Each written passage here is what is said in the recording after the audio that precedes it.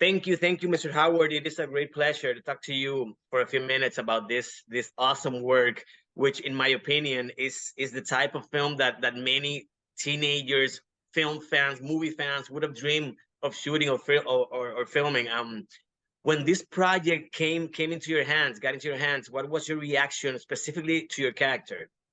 At first, I have to say, I loved it from the very beginning. The first time I sat there and read it, I was reading out loud, and my manager was like, they don't have any money, right? They don't have money to film. And I was like, well, let's help them. Let's figure this thing out. And she ended up investing like a $500,000 to make the film so Oh, that it could. wow. They lost the investor. So my manager ended up like, hey, no, we're not going to let this one go. And Mhm. so she went in and put her own money to finish this. And it was similar to when we were doing Hustle and Flow.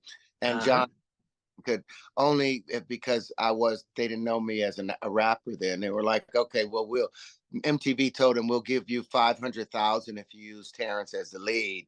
And he needed 3 million. So he went and sold his house. Uh-huh.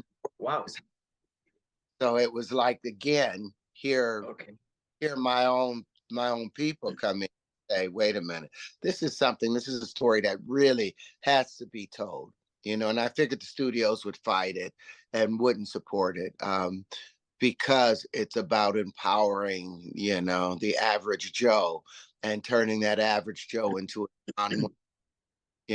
giving him the opportunity to stand for his entire side. So it's been that. Sorry, I know that was I totally agree with you, and now that you mention it, I love that within all the fun, the action, the comedy, the nostalgia, the tribute it also presents to the experience of enjoying a movie in a classic movie theater. It strikes a chord in the story, in the narrative about protecting what is yours at all costs. Tell me a little bit about the storyline. That's part of the storyline and how it connected with you, because it also presents current topics such as loyalty, gentrification, racism, discrimination, etc. Yeah, one of the things that's like I mentioned, John Wayne. John Wayne's career, on camera, Mhm. was always heralded by the heroism and the sense of chivalry and responsibility to community. Um, he was a great star in that regard because it gave us these role models that people stood by, and the kind of man you could respect. Well, we Mhm. live in a day and age now where being a man isn't respected anymore. It's Yeah. not it's not an honored, hallowed position to hold. The responsibilities that come with masculinity. It's under attack. So when we started shooting that Uh-huh. movie, and Orson wanted to make a strong man movie, a movie about where a man doesn't make the right decisions. It's not always rationalized out. It's like, I'm going to do what I need to do in order to deal with this situation. I love that. I love the short-sightedness of it, because it's messy and humanity is messy. But a lot of those action scenes that we were doing, I didn't know what I was doing. I could play with a sword. I never really spent that, and that's what I loved about it. And I was like, "Aren't get me somebody to teach me how to do this sword stuff?" He was like, "No." He's like, "Why don't you go upstairs?" And we went on the roof, and he was like, "Now you show me how to be a swordsman." And it was organic. It was Yeah. so organic, but he made it look so good, and I was just like, I love the process. I love Now the. that you mentioned, now that you mentioned the character, that was actually my next question. You talk about the concept of the character, the masculinity, what the director wanted to bring back. So I have been always intrigued by the actor director dynamics when obviously he already had a vision of the character. I love the swagger of the character, the voice, the body language, the flow of the character. How were those conversations with Orson, to develop it and project it, help you project it so cool? Other than besides the sword thing and the action. Well, the good thing is Orson, like he didn't want the character to curse at all. You'll never hear the character curse Oh, you're throughout. right. And he wanted the character to, he really wanted him to be even more masculine. Even like when there's a scene where I end up stabbing somebody, around the end. And my character told her, I'm sorry. I'm sorry. I'm sorry. I remember, He didn't yeah. really want me to be like, I'm sorry. And, I'm not telling the whole thing, but he Okay, did yeah, you're right. apologize to her, but then he thought that the apology was so human, you know, and it, so we balanced each other in a lot of ways, but I wasn't as manly as he wanted the character to be.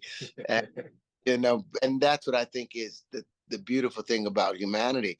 Hmm, Oftentimes, hmm. we don't really have the necessary to become the heroes that is needed, and we have to go into the war missing a helmet or missing the shield, or missing the ammunition, and all we have is our heart. And I think that's what the movie kind of really talks about, is the tremendous heart that everyone has. That's the cool balance of the movie. So I also love the retro sequences have some film references from the black Yeah. exploitation era. Also, your character look and the behavior, the swagger. It reminds me of Superfly, Dolomite, Shaft, Sweetback. When you saw that final product with all the special effects, with all this this scenes from different movie sequences, what was your reaction? I was sitting next to my one. I was like, "Is this good? Is this good? Did I just see a bad movie and just liked it?" I was like, "That's kind of corny, but it actually kind of works." That's how Uh-huh. we watched it, and we're like looking back at each other, like, "Okay, did we make the right choices here?" And Mhm. then we watched, saw Orson's face, and we saw Noah and Christian, the other producer of it. Everybody felt proud, and still it's like everything everywhere and then and all at once. It kind of felt like, okay, if that movie can go and win all the Oscars, Mhm. then, okay, there's a world in which this crazy cinematic, unrealistic, impossible scenario, there's a world where this could take place, Yeah, and you're I right. appreciate it. Yeah, there's this scene also where you sing. Tell me about that scene. That scene, was it your idea? Because in Ray, in Empire, in other projects, you have shown a natural talent for music. Oh yes, the song "Baby Girl's Gone Crazy." I started off, and that's a song that I wrote about the film, and I got there ready to sing it in there, and then I punked out. But it Yeah. was do it, and so I just started it, and then I put it back down and just went into the scene because I was like, Okay. I'm not confident as a singer, even though I've done, you know. But with George, the singer wasn't ready to pop out in him. It wasn't You ready got it. to. You got it, man. You got it. You got a nice voice there. So, what was the dynamic like with working with Dolph Lundgren and John Savage, both legends?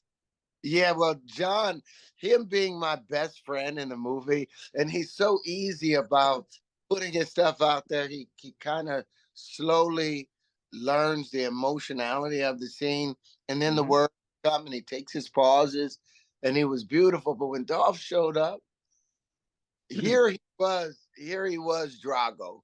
Here he was, this star, showing up with a young wife and all of this, and this air about him, just still there. Everything was there.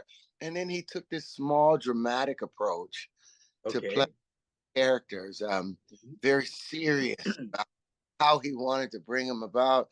And I just watched it because I thought he was an action hero. I didn't know him as this thespian, and how he dealt with it. I was like, that's freaking brilliant. Every Yeah. choice that he made, he literally was like, okay, I'm going to double down with this action star who was an intellectual. And Mhm. I was like blown away that he did that. I loved what he did. Love the chemistry between the three of you. Almost, Mr. Howard, almost 2 decades have passed since you were nominated for an Oscar for Hustle and Flow. What special memory do you have about this film that had such an impact due to the topics it presented? Um, well, 2 decades ago, when I was nominated, it's interesting because half of the, I mean, David Strathairn was nominated with me, Philip Seymour Hoffman, Mhm. Joaquin Phoenix, Heath Ledger, um, Remember? all of the individuals. Only two of them are left now with me, and that's David Strathairn and Joaquin Phoenix. Now Heath that you Ledger, mentioned, yeah, I Seymour miss it. Hoffman were dead within Wow. 3 of me being nominated. That's how rough this business is, and Mhm. you know, I it's hard to survive mentally to be able to bump into another script, another opportunity where you get to show yourself.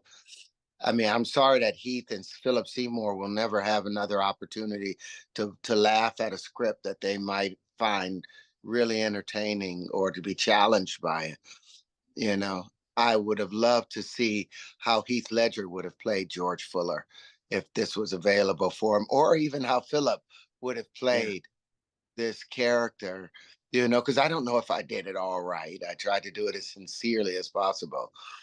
But I'm hoping that this film will be remembered as my body of work, the same way that Hustle and Flow and Crash is part of my body of work, because I respect this character as Mhm. much, if not even more, based upon how hard it was for him to be who he is and for the project way.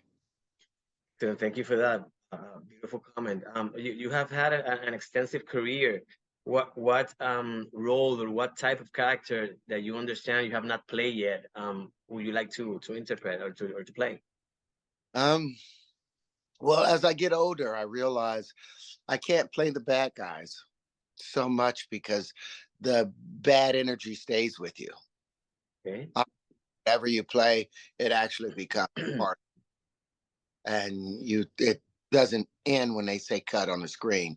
That karma still follows you about.